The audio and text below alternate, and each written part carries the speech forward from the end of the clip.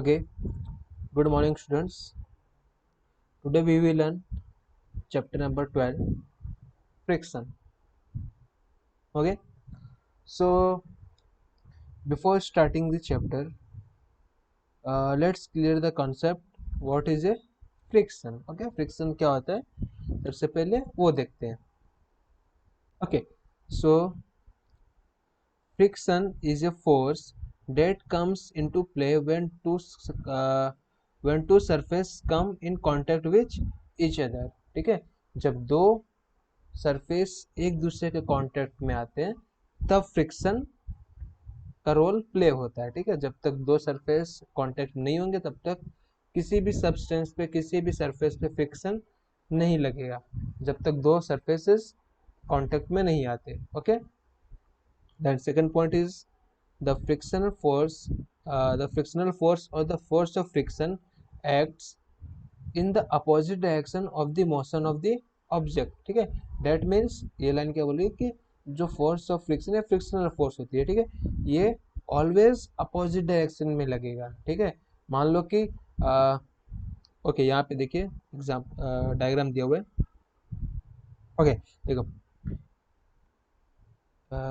ये आदमी क्या कर रहा है कि जो कबोर्ड है कबोर्ड को राइट डायरेक्शन में पुश कर रहा है. ठीक है, वो इस डायरेक्शन में पुश कर रहा है. ओके, तो इसकी मोशन किस डायरेक्शन में हो रही है? राइट डायरेक्शन में. बट जैसे कि सेकंड पॉइंट में यहाँ पे बोला गया था कि जो फ्रिक्शन फोर्स होती है वो ऑलवेज अपोजिट डायरेक्शन में लगती है. ठीक है, जिस डायरेक्शन में बॉडी की मूवमेंट होती है उसके अपोजिट डायरेक्शन में फोर्स लगता है.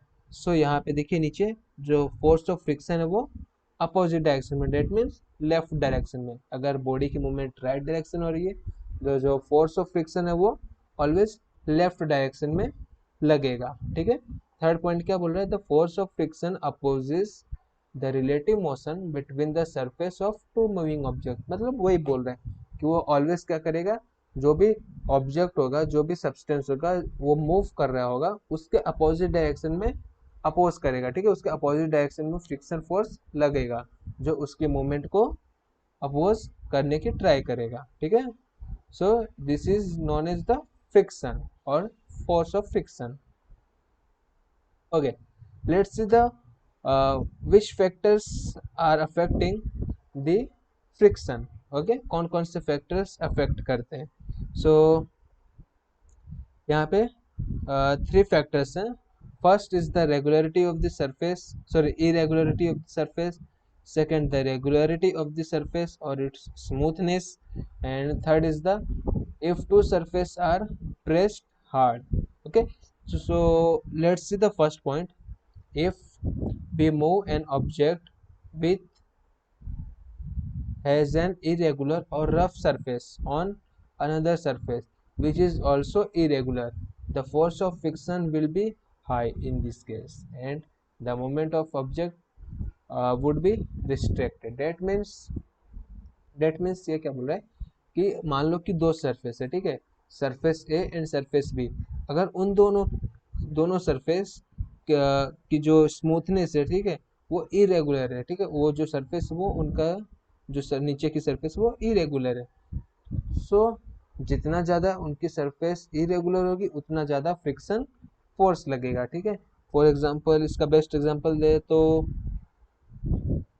शूज़. ठीक है, आप शूज़ पहन के रोड पे, ठीक है, आप शूज़ पहन लो एंड रोड पे स्लिप करने की ट्राई करो. ठीक है, आप स्किड करने की ट्राई करो, आप कभी भी रोड पे स्किड नहीं कर पाओगे. और सेकंड एग्जांपल है कि कार की न्यू टायर ले लो. ठीक है, कार हो गई, साइकिल हो गई, बाइक हो गई, जब उसमें न्यू टायर लगता है तो ऑलवेज कभी भी वो स्किड रोड पे नहीं करती. ठीक है, रोड पे कभी स्किड नहीं करती बिकॉज जो न्यू टायर होता है, ठीक है, जो टायर होता है टायर एंड रोड के बीच में फ्रिक्शन इतना ज़्यादा होता है कि वो स्किड करने के जो उसके चांसेस होते हैं वो बहुत कम हो जाते हैं. दोनों की सरफेस इरेगुलर होती है, ना तो रोड की सरफेस एकदम स्मूथ होती है ना ही टायर एकदम स्मूथ होता है. So because of irregularity in the surface of road and the tyre they can not skid और दे कैन नॉट स्लीप.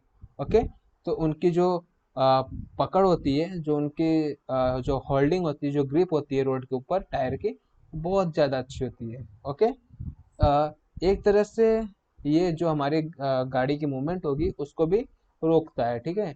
जितना ज़्यादा फ्रिक्शन होगा उतनी ही ज़्यादा हमारे मूवमेंट को रिस्ट्रिक्ट करेगा, ठीक है। यहाँ पे देखिए एग्जांपल, ये यहाँ पे एक डायग्राम दिया हुआ है कि ये एक बॉक्स है, ठीक है। बॉक्स को अगर डायरेक्शन ऑफ मोशन, ठीक है, देखो इसका डायरेक्शन कौन सी साइड है, इसका डायरेक्शन राइट साइड है, ठीक है, इसका डायरेक्शन राइट साइड में। जब अब इसका देखो, इसका नीचे की जो सरफेस है उसको मैक्सिमाइज करके दिया है कि ये जो ब्राउन कलर का पार्ट है वो इसकी सरफेस, ये बॉक्स की सरफेस है, ठीक है, ठीक है। यहाँ पे देखो कितना इरेगुलरिटी है सरफेस में। एंड जो ये ग्रीन कलर का पार्ट है वो नीचे की सरफेस है, जो स्लैब दिया हुआ है, ठीक है, जो पत्थर, जो भी प्लेटफॉर्म दिया हुआ, प्लेटफॉर्म की इरेगुलरिटी है। दोनों में अगर इरेगुलरिटी ज़्यादा होगी तो आपको इसको मूव करवाने में उतना ही ज़्यादा फोर्स लगेगा। ओके, सो इरेगुलरिटी ज़्यादा होगी तो जो फोर्स ऑफ फ्रिक्शन होगा वो भी ज़्यादा होगा, आपको ज़्यादा मेहनत करनी पड़ेगी उसको मूव करने में। Okay, then second is the regularity of the surface और इट्स स्मूथनेस, ठीक है। जब दो सरफेस जितनी ज़्यादा स्मूथ होगी उतना ही फ्रिक्शन कम लगेगा, ठीक है। आप इसका एग्जांपल सेम शूज़ का ले सकते हो, ठीक है। जब आपके शूज़ पुराने हो जाते हैं, ठीक है, तो आपके जब शूज़ पुराने हो जाते हैं उसकी जो सोल होती है वो पूरी घिस चुकी होती है। जब उसकी सोल घिस जाती है तो आप इजीली कहीं पे भी, बारिश के सीजन में भी कई बार होता है कि जब शूज़ पुराने होते हैं तो हम इजिली स्लिप हो जाते हैं, ठीक है, वाटर के ऊपर इजिली स्लिप हो जाते हैं। सो यहाँ पे क्या हो रहा है कि जो हमारी सोल हुई, सोल उसमें जो भी पैटर्न बने होते हैं नीचे सोल पे वो एकदम घिस चुके होते हैं और जो हमारी सोल होती है एकदम स्मूथ हो जाती है। सो उसी स्मूथनेस की वजह से फ्रिक्शन बहुत कम लगता है, ठीक है। इसका सेकंड एग्जांपल है कि आप डोर का हैंडल ले लो, ठीक है। कई बार क्या होता है कि बारिश में, बारिश की वजह से जो डोर का हैंडल होता है कई बार बहुत ज़्यादा हार्ड हो जाता है, तो आप क्या करते हो उसमें ऑयल डालते हो, ठीक है। आप ऑयलिंग करने की वजह से क्या होता है कि जो उसकी सरफेस होती है, ऑयल उसकी सरफेस पे कवर हो जाता है, ठीक है। उसकी वजह से उसकी जो सरफेस होती है वो एकदम स्मूथ हो जाती है। उस स्मूथनेस की वजह से आपका जो हैंडल होता है, ठीक है, डोर हैंडल होता है, वो इजिली मूवमेंट कर सकता है, ठीक है। सेकंड एग्जांपल लॉक हो गया, ठीक है, लॉक एंड की का। कई बार जो हमारा लॉक होता है वो भी हार्ड हो जाता है, तो हम क्या करते हैं, जो की होल होता है, की होल के अंदर ऑयल हम डालते हैं, ठीक है। की होल के अंदर हम ऑयल इंसर्ट करते हैं, उसकी वजह से जितना भी उसका मैकेनिज्म जो हार्ड हो चुका होता है, जो रुक चुका होता है, वो ऑयलिंग की वजह से एकदम स्मूथ हो जाता है एंड इजिली वो मूव करने लगता है, इजिली वो मूवमेंट में आ जाता है। सो वहाँ पे क्या हुआ कि जो स्मूथनेस की वजह से जो सरफेस उसकी हुई वो भी स्मूथ हो गई एंड उसके अंदर मूवमेंट इजिली आ गया, ठीक है। So the object would move easily on the surface, ठीक है, वो इजिली मूव कर सकता है। Okay, then third point is if two surface are pressed hard, ठीक है। अगर दो सरफेस को बहुत ज़्यादा प्रेस किया गया। ओके, यहाँ पे देखो एग्जांपल, ये डायग्राम दिया हुआ है कि ये स्मूथ सरफेस है, ठीक है। यहाँ पे देखो स्मूथ सरफेस है और ये रफ सरफेस है। अगर ये कोई, मान लो कि कोई ये लड़का है, ठीक है, ये लड़का क्या कर रहा है कि एक बॉक्स है उसको पुश कर रहा है, ठीक है। वो सर, क्योंकि बिकॉज दोनों सरफेस स्मूथ है, ठीक है, बॉक्स की भी सरफेस स्मूथ है एंड नीचे जो प्लेटफॉर्म है उसकी भी सरफेस स्मूथ है। इसकी वजह से क्या उसको बहुत कम फोर्स लगाना पड़ रहा है और कम फोर्स में वो इजिली उसको मूव कर पा रहा है। बट सेकंड, यहाँ पे सेकंड में क्या दिया हुआ है कि सेकंड डायग्राम में जो नीचे की सरफेस है वो रफ सरफेस है, इसकी वजह से जो फोर्स लगाना पड़ रहा है उसको बहुत ज़्यादा फोर्स लगाना पड़ रहा है, बिकॉज जो ये बॉक्स की सरफेस एंड प्लेटफॉर्म की सरफेस इसके बीच में फ्रिक्शन बहुत ज़्यादा है। सो यहाँ पे फोर्स भी बहुत ज़्यादा लगाना पड़ रहा है। ओके, तो हाँ, ओके, हम थर्ड पॉइंट पे थे कि if two surfaces are pressed hard, okay, the force of friction increases between two surfaces if they are pressed hard and hence the moment of the object restricted। okay, simple इसका basic example लेते हैं कि for example आप किसी table पे बैठ जाओ, ठीक है, आप टेबल पे बैठ जाओ, उस टाइम पे किसी आपके फ्रेंड को बोलो या किसी किसी भी आपके आसपास में जो भी है उसको बोलो कि उस टेबल को पुल करे या पुश करे, ठीक है। अब जब टेबल पे बैठोगे उस टाइम पे जो भी आपका फ्रेंड होगा जब टेबल को पुश कर रहा होगा उसको बहुत ज़्यादा फोर्स लगाना पड़ेगा। क्यों? क्योंकि जो आपका वेट होगा टेबल के ऊपर वो नीचे की तरफ प्रेस करेगा, ठीक है, टेबल को नीचे की तरफ प्रेस करेगा। अब आप टेबल से उतर जाओ, फिर आप उसको बोलो कि फोर्स लगाने को, टेबल को मूव करने को, तो वो इजिली मूव कर लेगा। बिकॉज उस टाइम पे जो आपकी बॉडी का जो वेट था, जो फोर्स वो नीचे टेबल के ऊपर प्रेस कर रहा था, वो फोर्स नहीं लगेगा, इसलिए उस टाइम पे जो टेबल होगा वो इजिली मूव कर जाएगा। ओके, आई होप ये तीनों पॉइंट आपको समझ में आ गए होंगे।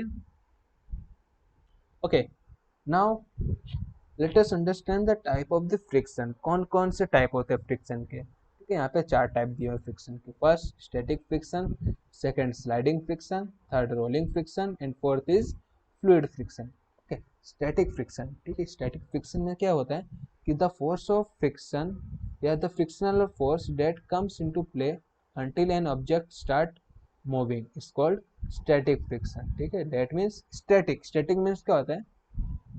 कोई भी ऑब्जेक्ट जब स्टेट कंडीशन हो, स्टेशनरी हो, रुकी हुई हो, ठीक है, उस टाइम पे जो फ्रिक्शन सरफेस में लगता है, ठीक है, जो बॉडी एंड सरफेस के बीच में जो फ्रिक्शन लगता है, उस टाइप के फ्रिक्शन को स्टैटिक फ्रिक्शन बोलते हैं। ठीक है, मान लो कि कोई टेबल है, ठीक है, टेबल को जब स्टेशनरी कंडीशन पे, तो उस टाइम पे आप जब फोर्स लगाओगे तो उस समय ज़्यादा फ्रिक्शन लगाना, उस समय आपको ज़्यादा फोर्स लगाना पड़ेगा। क्यों? क्योंकि स्टेशनरी कंडीशन पे जो टेबल एंड जो नीचे की सरफेस होगी, ठीक है, उसके बीच में फ्रिक्शन ज़्यादा होगा। So that is known as the static friction. जब हमारा ऑब्जेक्ट स्टेशनरी कंडीशन पे हो उस टाइम पे उसके सरफेस एंड प्लेटफॉर्म के ऊपर स्टैटिक फ्रिक्शन रोल प्ले करता है। Okay, then sliding friction. ठीक है, स्लाइडिंग फ्रिक्शन में क्या है कि जब बॉडी कंटिन्यू मोशन में आ जाती है, ठीक है, जब जो भी बॉडी होती है वो कंटिन्यूसली मोशन कंडीशन में आ जाती है, वो स्लाइड करने लगती है सरफेस पे, उस टाइम पे जो फ्रिक्शन फोर्स होता है वो बहुत कम होता है। ठीक है, इसका बेस्ट एग्जांपल है टेबल का ले लो। ठीक है, एक बार टेबल आप उसको मूव कर लिए अपनी प्लेस से, एक प्लेस से दूसरी प्लेस पे ले जाने के लिए आपने फोर्स लगाया, जब टेबल एक बार मूवमेंट में आ गया उस टाइम पे आपको फ्रिक्शन बहुत कम लगेगा, उस टाइम पे आपको फोर्स भी बहुत कम लगाना पड़ेगा। बट जब टेबल स्टेशनरी कंडीशन पे होगा एट दैट टाइम आप जो फोर्स लगाओगे वो फोर्स बहुत ज़्यादा लगाना पड़ेगा। Okay, then third example is the rolling friction. Okay, rolling friction, when the object is rolling on the surface of the friction, force of friction which act upon its rolling friction. Okay, तो ये rolling friction क्या हो रहा है? Rolling friction में जब भी कोई चीज़ रोल कर रही होगी उस टाइम पे फ्रिक्शन बहुत कम लगेगा। ठीक है, ओके, तो static friction, sliding friction and rolling friction, चलो इन तीनों का एग्जांपल एक ही चीज़ में लेते हैं। ठीक है, तो बेस्ट एग्जांपल है कि पहले के टाइम लेते हैं। ठीक है, जब आप पहले के टाइम पे जो लगेज बैग आता था, ठीक है, लगेज बैग में पहले के टाइम पे व्हील्स नहीं होते थे। पहले आपको कभी भी ट्रैवल करना होता था तो आपको जो लगेज होता था उसको या तो उठा के ले जाना पड़ता था या तो खींच के ले जाना पड़ता था। उस टाइम पे क्या होता कि जो भी लगेज बॉक्स हुआ, आप जब उसको खींचते थे उस समय फोर्स ज़्यादा लगाना पड़ता है। जब लगेज स्टेशनरी कंडीशन पे, तो उस एट दैट टाइम उसके ऊपर स्टेशनरी फोर्स, स्टैटिक फ्रिक्शन लग रहा है। जब आप लगेज को खींचने स्टार्ट करते हो तो उस समय उसके ऊपर स्लाइडिंग फ्रिक्शन लगता है। बट इन दोनों कंडीशन में फ्रिक्शन बहुत ज़्यादा लगता था। फिर उसके बाद इन्वेंशन हुआ व्हील का। ठीक है, तो जो भी इन्वेंटर थे या फिर जो भी स्टार्टअप्स आए, ठीक है, जो भी जिसने भी इन्वेंट किया, उन्होंने क्या किया कि देखा व्हील्स जब मूवमेंट करता है तो व्हील्स में फ्रिक्शन बहुत कम लगता है क्योंकि वो उसके अंदर रोलिंग फ्रिक्शन होता है। तो उन्होंने व्हील्स को क्या किया, जो लगेज बॉक्स होता था, जो लगेज बैग होता था उसके नीचे फिट कर दिया, जिसकी वजह से अब लगेज कितना भी भारी हो, ठीक है, आपका जो लगेज बैग हो कितना भी हैवी हो, आप उसको इजिली खींच सकते हो। ठीक है, क्यों? क्योंकि रोलिंग फ्रिक्शन होता है वो बहुत ज़्यादा कम होता है। सो always remember the point that static friction has very much friction of force, then sliding friction उसके पास थोड़ा कम होता है, एंड सबसे कम रोलिंग फ्रिक्शन का फोर्स होता है। ठीक है, रोलिंग फ्रिक्शन का फोर्स सबसे कम होता है। Okay, then fluid friction. Fluid friction में क्या होता है? When the object move in a fluid. ठीक है, फ्लूइड मतलब क्या होता है कि कोई भी चीज़ जो बहती हो, डेट मीन्स एयर हो गया, वाटर हो गया, ठीक है, वो क्या होता है, फ्लूइड होता है। तो उसकी वजह से जब फ्रिक्शन किसी भी बॉडी के ऊपर लगता है तो उसको हम बोलते हैं फ्लूइड फ्रिक्शन, ठीक है। ओके, जब मान यहाँ पे एग्जांपल देखो, डायग्राम दिया हुआ है कि मोशन थ्रू एयर, ठीक है, एरोप्लेन, ठीक है, जो एरोप्लेन है वो एयर के अंदर मूवमेंट मोशन कर रहा है, तो एयर की वजह से उसके ऊपर भी फोर्स लग रहा है, ठीक है। तो उसकी एयर की वजह से फोर्स लग रहा है, तो उस फोर्स को क्या बोलेंगे, उस फ्रिक्शन को क्या बोलेंगे, एयर फ्रिक्शन। इस सिंपल वे। यहाँ पे देखो नीचे सेकंड दिया है कि फिश दी हुई है, ठीक है। फिश जब वाटर के अंदर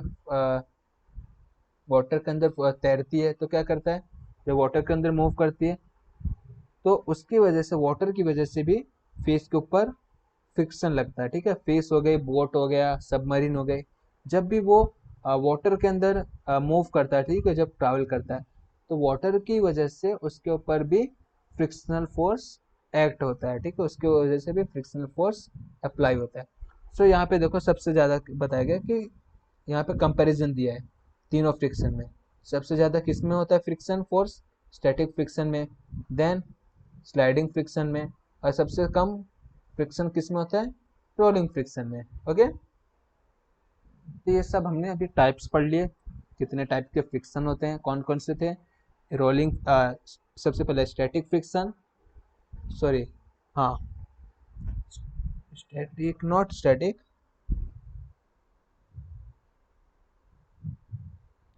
sorry, yes, static friction, then sliding friction, rolling friction and fluid friction. There are mainly four types of friction.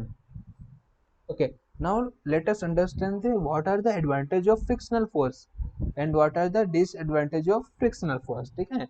जो फ्रिक्शन होता है वो हमारे लिए एडवांटेज भी होता है और उसका डिसएडवांटेज भी होता है। जैसे हर एक चीज की अच्छाई भी होती है, बुराई भी होती है, इन द सेम वे जो फ्रिक्शन होता है उसका भी एडवांटेज एंड डिसएडवांटेज दोनों होता है। ओके, तो let's go to the advantage of frictional force. Okay, first point says it allow us to walk on the surface of the earth. Yes, just because of the frictional force we can walk on the earth surface, ठीक है, हम अर्थ पे तभी चल सकते हैं जब हमारे पैर एंड अर्थ की जो सरफेस है उसके बीच में फ्रिक्शन होगा तो ही मूव कर पाएंगे।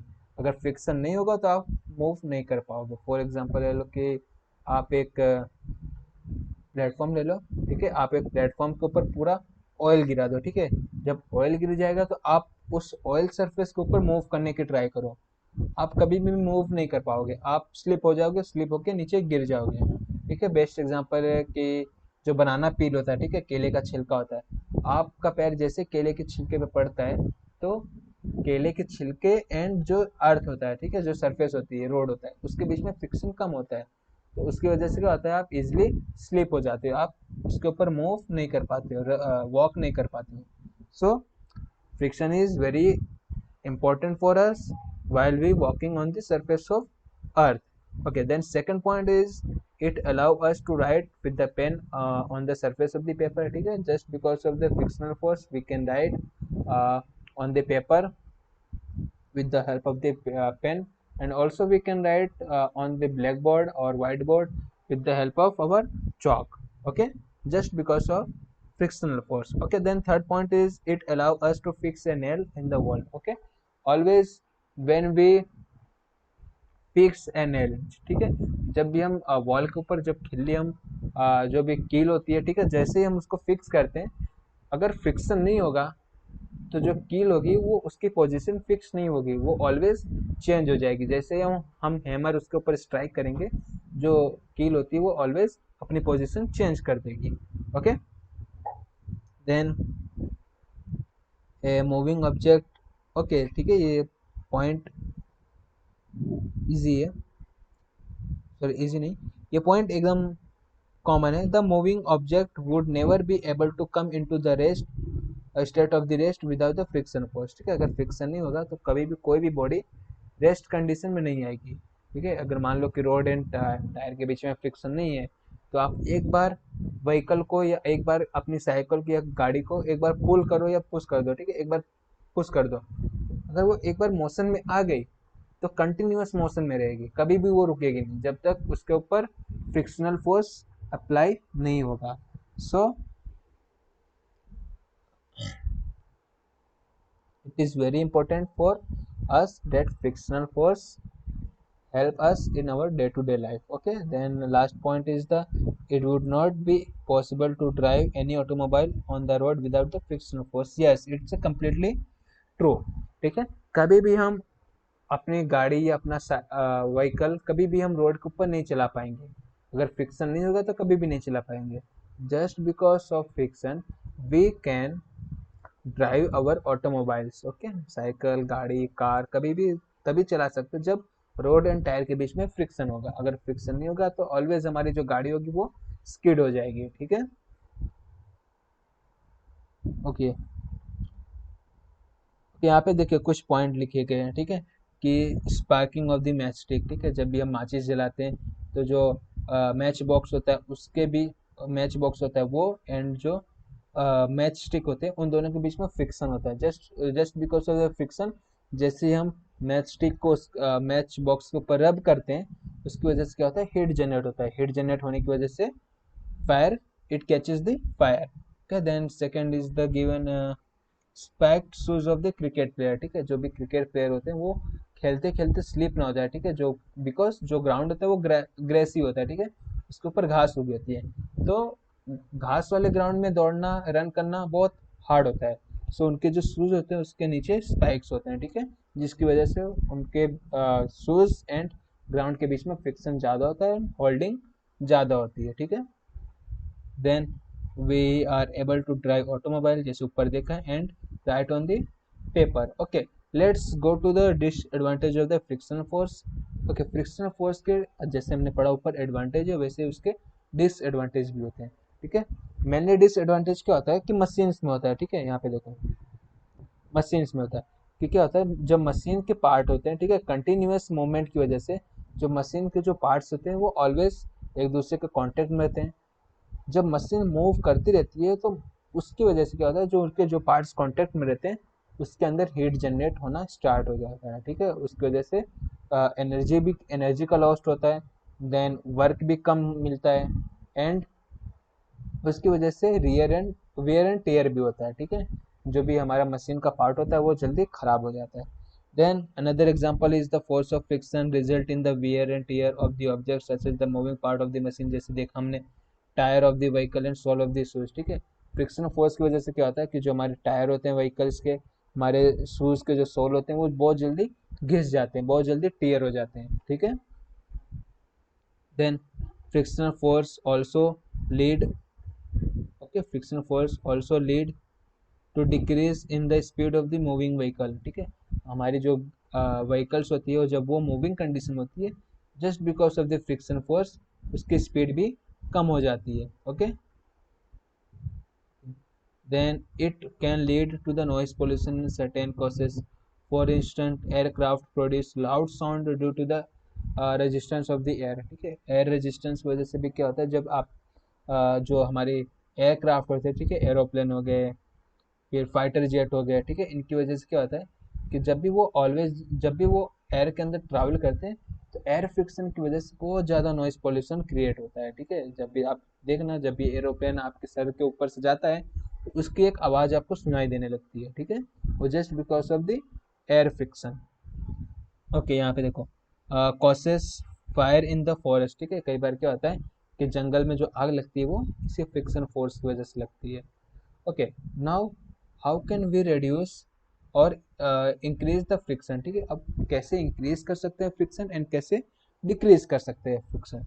सो सबसे पहले देखते हैं, अच्छा इंक्रीज एंड डिक्रीज क्यों करना है, फ्रिक्शन इंक्रीज एंड डिक्रीज क्यों करना है वो हमने देख लिया, क्योंकि इंक्रीज करने के भी कुछ फायदे होते हैं एंड डिक्रीज करने के भी कुछ फायदे होते हैं। ठीक है, देखते हैं इंक्रीज करने के फायदे क्या होते हैं। ठीक है, okay, the sole of the shoes is grooved with the friction. ठीक है, जो हमारे शूज के सोल होते हैं, ठीक है, उसके नीचे देखो ऑलवेज पैटर्न बना होता है। वो पैटर्न क्यों बना होता है, ताकि जो हमारे शूज एंड सरफेस, ठीक है, जो ग्राउंड सरफेस है उसके अंदर परफेक्ट ग्रिप बनी रहे, जिसकी वजह से हम स्लिप ना हो सके। सो वो हमारे लिए इम्पोर्टेंट होता है फ्रिक्शन इंक्रीज करना। देन जो टायर होता है, ठीक है, टायर के अंदर भी देखो पैटर्न बने होते हैं, जो थ्रेड बने होते हैं, वो थ्रेड क्या करता है, it gives us better grip on the ground, ठीक है, जो ग्राउंड के ऊपर हमको अच्छी ग्रिप देता है, जिसकी वजह से हमारी जो व्हीकल की मूवमेंट होती है वो बहुत ज़्यादा स्मूथ होती है, वो कभी भी स्किड नहीं होती है, स्लिप नहीं होती है। Okay, then brake pad are use in the bike, ठीक है, जो हमारी साइकिल या बाइक के अंदर जो ब्रेक पैड होते हैं, ठीक है, तो आपने देखा होगा कई बार क्या होता है कि जो जब हमारी साइकिल पुरानी हो जाती है तो हम ब्रेक अप्लाई करते हैं तो ब्रेक लगता नहीं है, क्यों, क्योंकि उसका जो ब्रेक पैड होता है वो भी घिस चुका होता है, वो वियर हो चुका होता है, ठीक है, तो उसके अंदर वापस से हम नया ब्रेक पैड डलवाते हैं। तो just because of the new brake pad, the friction between the brake pad and the wheel increases and our cycle easily comes into the rest condition when we apply brake। जब हम break apply करते हैं easily वो हमारी गाड़ी, हमारी vehicles stop condition में आ जाती है। देन यहाँ पे कबड्डी प्लेयर का एग्जांपल दिया है, ठीक है, जो कबड्डी प्लेयर होते हैं वो ऑलवेज हाथ में मिट्टी या फिर कुछ भी ऐसा सॉइल, हाँ सॉरी सॉइल, ऑलवेज वो हाथ में सॉइल लगा के रेड करते हैं, ठीक है, उसकी वजह से क्या होता है कि वो उनकी जो होल्डिंग होती है, ठीक है, जो ग्रिप होती है वो पकड़ने की इजी हो जाती है, ठीक है, जो भी अपोनेंट होते हैं उनको पकड़ना इजी हो जाता है। ओके, देखो यहाँ पे दिया हुआ है सोल, सोल के बीच में जो पैटर्न्स दिए हैं वो पैटर्न्स हमारे ग्रिप को इंक्रीज करता है, ठीक है, यहाँ पे टायर के भी ऊपर देखो ये कुछ पैटर्न्स दिए हैं, जो पैटर्न क्या करता है, फ्रिक्शन इंक्रीज करता है। Okay, now go to the next point, reducing friction। okay, now why friction, it is important to reduce friction because friction sometimes it help us and sometimes it not, ठीक है, कई बार friction हमारी help भी करता है, कई बार नहीं करता है, ठीक है, तो अब नहीं करता उसका एग्जांपल जैसे मैंने बताया कि फ्रिक्शन ज़्यादा होने से जो हमारी सरफेस होती है वो घिस जाती है, ठीक है, वो भी ख़राब हो जाती है। सो फ्रिक्शन कम हो तो वो भी हमारे लिए इम्पोर्टेंट, वो भी हमारे लिए यूज़फुल होता है। फर्स्ट पॉइंट दिया गया है, फर्स्ट एग्जांपल दिया है कि आप जब कैरम बोर्ड खेलते हो तो आपने कैरम में क्या करते हो, कैरम बोर्ड के ऊपर पाउडर डालते होंगे, ठीक है, पाउडर क्या करता है, जो स्ट्राइकर होता है, ठीक है, जो स्ट्राइकर होता है उसके उसके जो कैरम बोर्ड होता है, ठीक है, उसके जो सरफेस होते हैं उसके बीच में बहुत कम फ्रिक्शन लगाता है, ठीक है, इसके फ्रिक्शन प्रोड्यूस करता है, उसकी वजह से जो स्ट्राइकर होता है वो इजिली मूव कर पाता है। देन सेकंड एग्जांपल दिया हुआ है ग्रीस का, ठीक है, जब भी आपकी जो साइकिल होती है काफ़ी टाइम तक पड़ी रहती है घर पे, तो उसकी वजह से क्या होता है कि जो पूरा उसका मैकेनिज्म होता है पूरा वो हार्ड हो जाता है, तो आप क्या करते हो जब साइकिल की शॉप पे ले जाते हो तो साइकिल की शॉप पे जो साइकिल वाला था वो क्या करता है, थोड़ी ग्रेसिंग करता है, ठीक है, ऑयलिंग करता है, ग्रेसिंग करता है, उसकी वजह से क्या होता है कि जो भी मैकेनिज्म होते हैं, ठीक है, साइकिल के जो चेन होते हैं एंड जो भी उसके व्हील्स होते हैं उसका जो मैकेनिज्म होता है वो उसके अंदर ग्रीसिंग करता है, ऑयलिंग करता है, उसकी वजह से जो उसका मैकेनिज्म होता है वो एकदम स्मूथ हो जाता है एंड जो साइकिल होती है वो इजिली मूव करने लगती है। देन यहाँ पे एक थर्ड एग्जांपल दिया हुआ है, थर्ड पॉइंट दिया है कि oil is applied on the hinge of the door, ठीक है, देखो जो डोर होता है, ठीक है, डोर के हिंज में भी कई बार हम लोग ऑयल अप्लाई करते हैं। बारिश के टाइम पे क्या होता है कि जो हिंज होते हैं, ठीक है, जो जिससे डोर कनेक्टेड होता है उसके अंदर कई बार रस्ट हो जाता है, ठीक है, कई बार कोरोजन लग जाता है, तो उसके अंदर ऑयलिंग करने की से जो कोरोजन होता है वो बहुत कम हो जाता है, ठीक है, कोरोजन की वजह से फ्रिक्शन बहुत ज़्यादा हो जाता है, इसलिए कई बार डोर से आवाज़ आने लगती है, ठीक है, जब भी हम ओपन या क्लोज करते हैं, तो जब ऑयलिंग करते हैं तो वो आवाज़ जो होती है वो साउंड होता है, जो नॉइस होता है वो कम हो जाता है, ठीक है। देखो ये इस फिगर में देखो कि मोस्ट ऑफ मशीन में ऐसे ऑयलिंग करते हैं, ठीक है, ताकि इस ऑयल को क्या बोलते हैं, लुब्रिकेंट, ठीक है, यहाँ पे देखो the substance date can reduce the amount of the friction between the object is called lubricant, ठीक है, उस सब्सटेंस को क्या बोलते हैं, लुब्रिकेंट बोलते हैं। ओके, वो क्या करता है, लुब्रिकेंट जो फ्रिक्शन होता है उसको बहुत ज़्यादा कम कर देता है। Okay, so now last point is the fluid friction, ठीक है, फ्लूइड फ्रिक्शन जैसे मैंने बता दिया था कि फ्लूइड फ्रिक्शन एयर की वजह से होता है, वाटर की वजह से होता है, ठीक है, एंड ये जो फ्रिक्शन फ्लूइड फ्रिक्शन होता है मेनली 3 पॉइंट्स के ऊपर डिपेंड करता है, ठीक है, 3 पॉइंट कौन कौन से होते हैं, first the speed of the object with respect to fluid, ठीक है, हमारी जो मान लो कि एरोप्लेन की स्पीड है वो कितनी ज़्यादा है, जितनी ज़्यादा स्पीड होगी उतनी ज़्यादा फ्रिक्शन लगेगा, है ना। ऐसा नहीं, ऐसा नहीं होता है। स्पीड अगर कम होगी तो फ्रिक्शन ज़्यादा होगा, ठीक है। And second is the nature of the fluid. हमारा जो फ्लूइड होता है वो कैसा होता है, विस्कस होता है कि नहीं होता है, ठीक है। अगर जितना ज़्यादा विस्कस होगा, मतलब जितना ज़्यादा गाढ़ा होगा फ्लूइड, उतना ज़्यादा फ्रिक्शन फोर्स ऑब्जेक्ट के ऊपर लगेगा, और जितना ज़्यादा कम विस्कस होगा उतना कम फ्रिक्शन फोर्स लगेगा। And third is the shape of the object, ठीक है। जो व्हीकल जो भी ऑब्जेक्ट होता है उसका शेप कैसा है उसके ऊपर भी डिपेंड कर सकता है फ्रिक्शन फोर्स कितना लगेगा, ठीक है। आपने एग्जांपल देखा होगा कि जितने भी एरोप्लेन होते हैं, ठीक है, ये फिश है, उन सब का शेप देखो आगे से कैसा पॉइंटेड होता है, ठीक है। पॉइंटेड क्यों होता है, ताकि वो जो एयर हो या फिर जो फ्लूइड हो, जो भी फ्लूइड हो उसको इजिली कट करके आगे मूव कर सके, ठीक है। फिश का शेप इस तरीके से डिजाइन होता है कि जो वाटर होता है वो वाटर को इजिली कट करके स्विम कर सके। एंड जो एरोप्लेन होता है एंड जो रॉकेट होता है उसका जो स्ट्रक्चर होता है वो भी इसी तरीके से बनाया होता है कि वो इजिली एयर को कट करके फॉरवर्ड डायरेक्शन में मूव कर सके, ठीक है। Okay, so this is the last point, force sorry fluid friction. Okay, तो 3 पॉइंट हमने देख लिए कि कौन कौन से कंडीशंस होते हैं जो फ्रिक्शन फ्लूइड फ्रिक्शन को अफेक्ट करता है, ठीक है। जैसे पहला था speed of the object, second is the nature of the fluid, and third is the shape of the object. I hope पूरा चैप्टर आपको समझ में आ गया होगा, ठीक है। अगर नहीं आया होगा तो वापस एक बार आप वीडियो देख लीजिए, और कोई भी डाउट है तो नीचे कमेंट कर दीजिएगा, आपके सारे डाउट क्लियर कर देंगे जितना जल्दी होगा। एंड आपको अगर ये पसंद आया होगा तो लाइक करना है, एंड इस चैनल को सब्सक्राइब कर लेना। Thank you so much.